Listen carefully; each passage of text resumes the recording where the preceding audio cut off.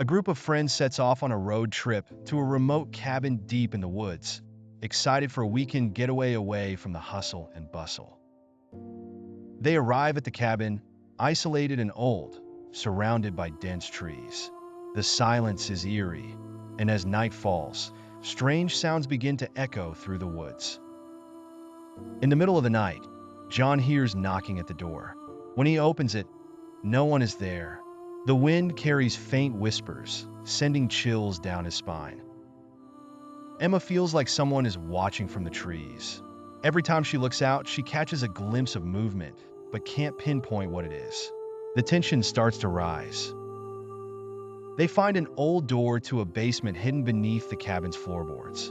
Dusty and untouched, the basement has symbols carved into the walls. Something ancient is buried here. Sarah discovers a mirror in the cabin that reflects something different, a shadowy figure lurking behind her, though when she turns around, the room is empty. Mark finds strange markings on the cabin's walls, symbols that seem to glow faintly in the dark. They match the carvings from the basement. The friends realize this isn't a normal place.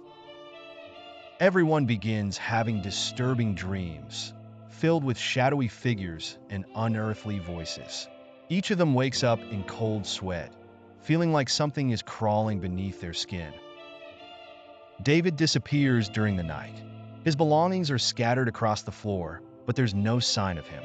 Panic sets in as the group searches for him, calling his name with no response. Emma finds an old journal explaining the curse on the cabin. Decades ago, a ritual went wrong, trapping vengeful spirits within the woods and the cabin, waiting for new souls to claim.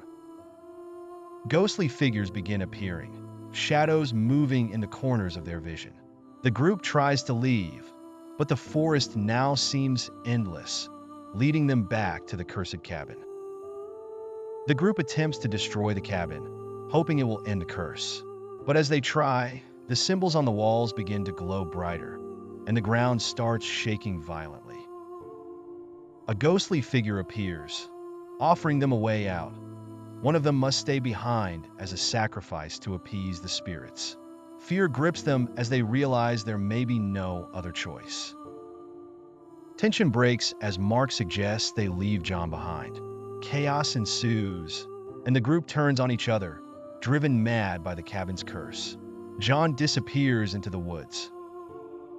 With no other options, Emma and Sarah try one last ritual from the journal, hoping to break the curse. As they chant, the cabin creaks and groans, the spirits closing in on them. At dawn, the spirits vanish and the cabin collapses. Emma and Sarah, the only survivors, stumble through the woods.